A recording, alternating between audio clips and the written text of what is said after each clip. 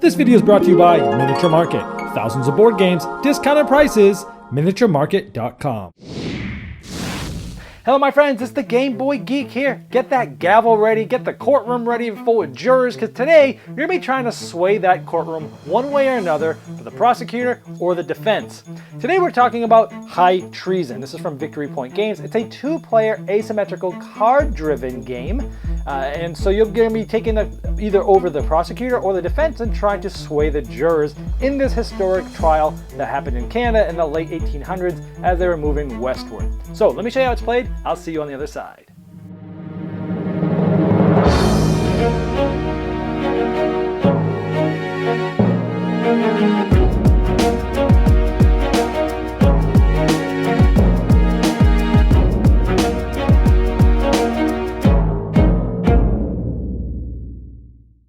In this game, one of you will be playing the prosecuting attorney and trying to show evidence of guilt. The other player is playing the defensive attorney, trying to show evidence of insanity. And over the course of the game, you're going to be manipulating different aspects of jurors, like religion, Protestants and Catholics, language, English and French, and occupations of farmers, merchants, and government workers. And these will score in different ways as you pull them back and forth over the course of the game. Now, the first phase of the game is a jury selection. There's 12 jurors here. Each of them have a religion, language, and occupation. Let's take a closer look at these. And as you now see, each juror has one religion, one language, one occupation. And basically it tells you what they are. But on the back side of these, you'll know. But you don't know at first. It's just all sort of randomized, so you don't know who is what. Now on the board, statistically, you'll see that 61% of the pieces in the game are going to be Protestant for religion, 39 Catholic. 72 for English, 28 for French. So you have an idea of what the statistics are, but not every token is used every game, so you can't be quite sure. Now in this phase, each player is given 7 cards. The prosecuting attorney is going to play 5 cards in a row, and then the other 2 cards they don't use are going to get banked for the end of the game to be used in the final chapter, in the Summation Events. So they'll look through all these cards, and during the jury selection, you're always just going to be looking at this top spot. Like this will say, hey, reveal 2 language or 1 religion, or reveal any 3 traits, or reveal, 3 occupation or 2 religion. Some of these characters allow you to just peek at things as opposed to revealing them. And so each side's trying to learn about the different people. So people might be revealing, the religion, the occupation of this guy, and maybe the religion of this one. Someone might peek at this one using a card, and they'll get to look at it, and then they'll put it so the arrow's facing them so that they can always look at it again if needed. And over the course of this round, basically things are being revealed, and you're trying to learn a little bit about the jurors. So once the prosecutors played 5 cards and the defense have played 5 cards, it might look something like this. And then what happens is people are going to, one at a time, starting with the prosecuting, remove a juror. So there's 12 here, and one at a time, the prosecutor might want to remove somebody. So how do you know who to remove? Well, there's a really good player aid that's given to each player. This is the defense player's player aid, and this is the prosecutor's. And it actually tells you in detail what to do strategy-wise if you've never played before. So for instance, it's saying, hey, the prosecutor wants to save English, Protestant, and government workers, where the defense wants to save essentially French Catholic farmers, because their decks or the cards that they're going to use on that side are going to help influence those people the most. And so one at a time, taking turns, people will be removing jurors. So the first person maybe removes this one, and the next one removes this one. You go back and forth till those 6 jurors left. So this is how it might look at the end of the first round during the jury selection. Then we go to the trial in chief phase. We take all the cards that were used for the jury selection, we shuffle them back in, and we give everybody 7 cards. Now here you're going to end up playing 5 of these cards and keeping 2 again for the last part of the game. But in this case, you alternate back and forth, prosecutor, defense, prosecutor, defense. And in this case, you're always going to be using either action numbers or you're going to be using an event. In certain events, if it's colored blue, this is really good for the defense. Sometimes they're colored green, which means it's either or. And then sometimes they're colored red for the prosecution, so you can see which events are good for you. And again, as you're selecting your cards, you're looking at the bottom event, Summation Event. You're seeing what that does because you're trying to figure out which 2 cards in your hand are the ones that you want to really keep for the end of the game that might be very powerful. Also, if you get a bad hand, you can mulligan your hand, you can throw them all away and deal and get the number of cards you threw away -1. That's basically spending a turn to get a new hand of cards. You can do that once.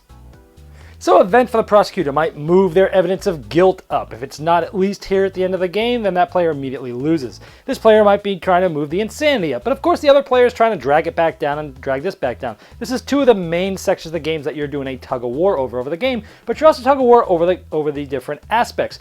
The defense side will be trying to pull these down to make the points less at the end of the game, and the prosecutor is trying to pull these up. Of course, the decks and the actions are, sort of different for each one. So as I mentioned earlier, there's certain religions and languages that you'll be able to manipulate a little bit more than others depending on which side you're on, but these are a tug of war. Over the course of the game, you might even be able to put sway markers on some of these, and if you're able to get all three on here, it means it's locked. It means no one can move that unless a special event allows you to do so. This would be the prosecution, and this would be the defense. As these sway markers are placed, if the prosecutor, the red team, gets to place one of these, instead of placing it, they would take it off. Of course, if it's locked, you can't do it. But let's say there were two here. Anytime you're placing a sway marker, it was the red team, you would just take one off instead of placing one, similar to, say, 1960 Make Another President. As I mentioned, some cards you might not want to use the event, you might want to use the actions. This tells you how many actions. It gives you lots of historical information about who this person was. And for actions, for one action, you can move any one of these aspects one way towards yours. So if it was a prosecutor, they could move it this way, and then they could place a sway marker on that. If they wanted to spend an additional two actions, which in this case would have been all three of mine, I can go an additional way, but you don't place a sway.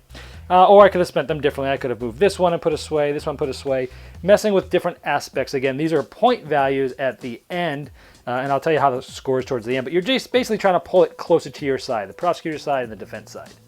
Now those actions as well, you could spend an action to be able to put a sway marker of your color on a juror. The most you could do is put 2 on any one juror per card, and this is going here, and if this ever gets all the way to the end, you see at the right there it says locked. So if I had 2 more of these, and it goes like this player is locked and no longer can be swayed, but unless some cards, special events can allow you to do that. But sometimes the prosecutor is trying to lock up jurors that their mind is made up that they're voting for them, and the other player possibly is trying to lock them the other way. But most of the time, defense is playing essentially defense to stop these from being locked up.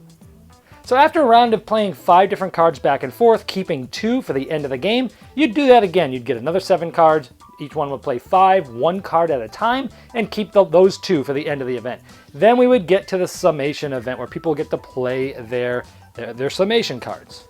And so each player now will have 6 cards that they have held back for the end of the game, the summation events, and each of them is going to be able to play these. Now, the prosecutor will play 3 of them, then the defense will play all 6 of those, and then the prosecution gets to play their last 3, a little bit of an interesting back and forth. And these are usually very powerful actions. Most of the time you're using them as summation events, but you can also use them for actions by changing the swaying on the jurors only, as I showed you there.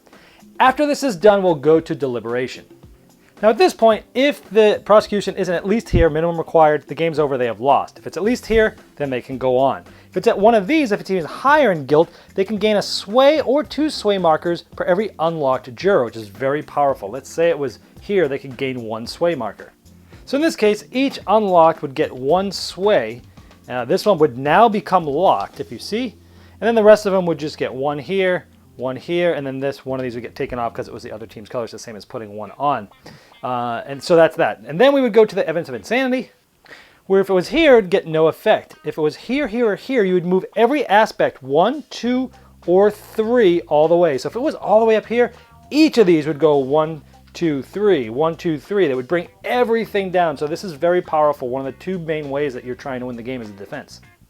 And then through deliberation, the swayed jurors try to lock the other people in, starting with the prosecution, then going to defense. For every one that they have locked, they can take one of these people and try to sway the other jurors, starting with the prosecution. So this guy's locked here. They have 2 deliberation actions. Now they could put up to 2 of these on somebody, 1 for every one of these that they share because they have 2 deliberation. So this one right here is a Protestant, and they share that. So this one gets to use one of his actions to then sway this juror, and then this one would get locked. And it's like this cascading effect. And this one, it still has an action point left that they could add somewhere else, maybe to this person, maybe this person, because then this one's going to get to fire. Then this one's going to get to fire, and it's cascading effect. But in between all of these, the other player gets to activate, do the same thing if they have any locked as well. So there's a cascading effect of jurors swaying other jurors. It's a very interesting part of the game. And at the end of this, we're going to do final scoring, which is we look at each of the 3 traits for each juror, and we add up the points based upon the board. If they are locked for the prosecution, the points double. If this was all the way locked for the defense, then it gets cut in half. So for example, Protestant, French, government, and this player is locked. So we look at the number. We have 2, and then 6, and then 7 for French Protestant government worker. That's 15, but it's doubled, so that'd be 30 points for that one juror. You're going to go through and score all the other jurors that exact way. If they get 100 points or more, prosecution wins, or if it's less than 100, then the defense wins. Now, if you've watched my videos before, you know I like historic games. I also like card-driven games quite a bit. If you like Twilight Struggle or 1960 Making of the President, I loved 1960 Making of the President, and another game that came out this year called 13 Days, sort of a streamlined version of Twilight Struggle. And those card-driven games where you have different cards and you're playing them through the actions or the events, and the events on the card might be there to help the other player, and you got to figure out which ones to use, when to play what, and it's sort of sequential, mental gymnastics you do with this. And this is one of those types of games. So what do I think about it overall? I really enjoyed this game. I thought it was a lot of fun, and let me tell you why. First of all, the historic aspect is awesome. I had never heard of this before, being a U.S. native and not knowing this history, and the rulebook gives you a lot of background on what happened. And then all the cards actually talk to you about the different people that were involved in the trial. It talks about how this is one of the only trials that had 6 jurors. And I love the aspect of the juror selection thing, how that was part of this thematically, where there's 12 jurors, they all have different traits. Now, over the course of the game, in the beginning of that, you're turning over a lot of those. So you do have quite a bit of information, but you don't have all the information. And so you're trying to decide, which ones do I get rid of? Which ones have the traits that are going to help my opponent out more? Which one's going to help the ones that help me out more? And I'm going to keep those. But you're also looking at which ones are the easiest to lock their thinking and sway the jurors, because you don't want them to be easily locked because of that cascading effect. And I'll talk about that in just a moment. But that whole thematic thing of selecting the jurors and revealing traits is such an interesting, fresh look at something that I haven't seen before in a game. Now, playing the cards in the general sense of the game is interesting. It's back and forth. It does feel like a tug of war, much like a lot of these card-driven games do. Someone's going to do this, and someone might just play a card to either stop you from doing it right away, or just undoing it, right? But there's battlegrounds that you're fighting over. You're fighting over evidence of insanity, evidence of guilt, the swaying of the jurors, and the different traits. So there's 4 different areas that you're sort of fighting over, and you got to figure out which ones. You can't do them all well, so which ones you're going to focus on depending on the cards you got, depending on the strategies. And I like that. I like how all the games are going to be different because the jurors are going to be lined up differently. That you're going to get different cards every time. And there's just lots of different things you can do there. Now, I also like that you're saving 2 cards for the end. Similar to, say, 1960, where you're putting the election cards away that are going to do certain things. And you're trying to build your hand for the end of the game, which is really cool.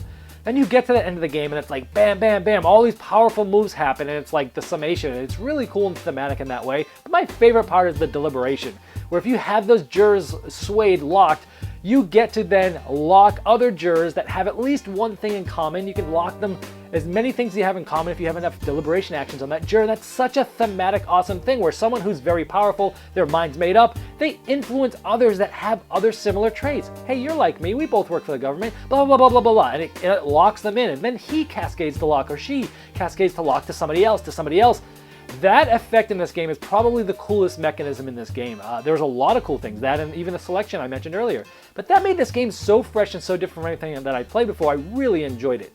Now then, for all in all, it's a great game. It says 40 minutes, and our first game took about 47 minutes.